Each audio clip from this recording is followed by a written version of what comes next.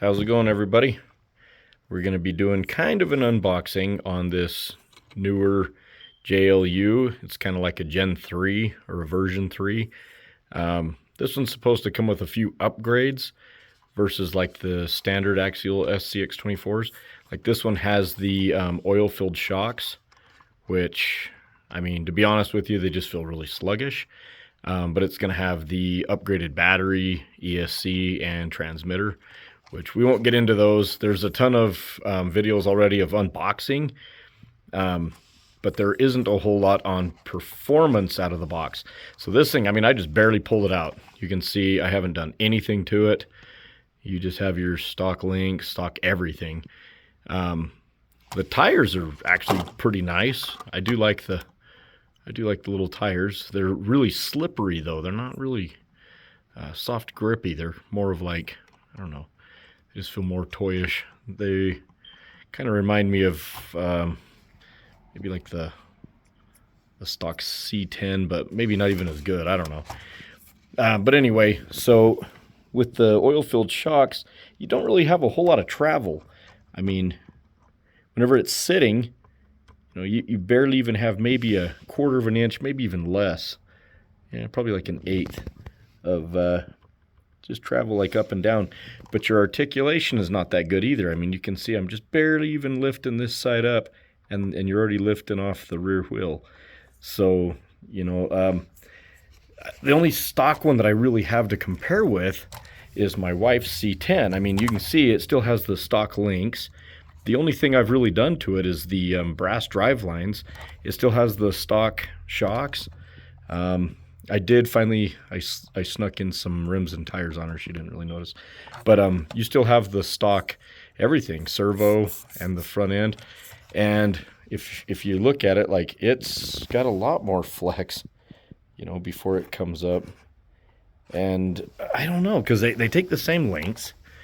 They take the same everything, but I mean, you might be able to get, and I do know that the tires that I put on it are just a little bit bigger, but I mean, not really a whole lot. And, I mean, we can maybe get another half a tire in there before the back wheel wants to start to come up. But this guy, I mean, 2 tires and you're completely off the ground. You've got maybe, I don't know, maybe a tire and a half of flex. So, I mean, I have a whole bunch of upgrades and little goodies that we're going to be doing. And just to kind of show you, like, I built these little hot rods on the C10 JLU and Bronco platform. And, I mean, it has the same tires as my wife's. And so the rim and tire deal is the same. But, I mean, look at that. You got 3 tires, easy. Look at that back tire. Doesn't even want to, oh, there we go, finally came off. But I could easily do 4 tires underneath this bad boy. And, and the only difference really on that is it's got the, your high clearance links. But, I mean, the amount of flex out of that, I mean, this thing's really kind of disappointing.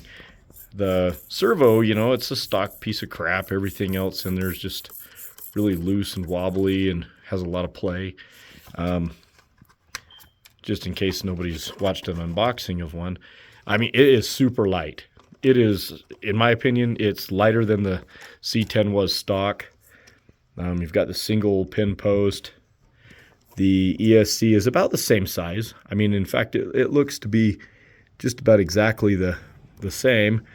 Your battery, you've got your Spektrum battery, which, they kind of listed as an upgrade, but let's see, the battery tray and stuff's the same, but so it's kind of hard to do it all one-handed. Sorry, guys. But yeah, about the same battery tray, same dynamite motor, same little plastic transmission. There wasn't anything really, too much different. Just the oil-filled shocks, which at first I was kind of excited about it whenever I saw one review on them, and I mean, you can just see how sluggish they are, but maybe it just gives it that less bouncy, because this still has the factory shocks, and it is kind of bouncy, but yeah, it does take some bounce out of it, but is it worth it for no flex, no travel, and kind of sluggish? So I would say no, and I think I'm going to probably remove them and upgrade them with some a little bit longer ones, maybe even just leave stock in there, but I don't know. Anyway, we are going to fully upgrade this thing right out of the box. Metal bumper. We're going to do just about everything you can to it. Brass driveline, brass link, brass skid plate. Actually, this one is going to get brass axles. So, yeah, I just did a video, a little short, just the other day, and it was brass versus stock. And I took everything stock from, I can't remember which one. It was one of my C10s. I took every single stock piece that I'm going to upgrade, and I weighed them, and it was insane the amount of weight that I'm going to be adding to this thing.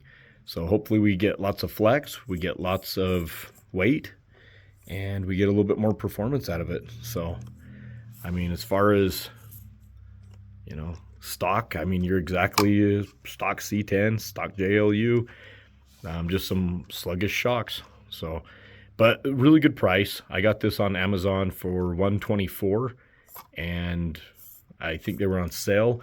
And then later I saw on Horizon Hobby, they had a couple of them. They had like the C10 going for $110.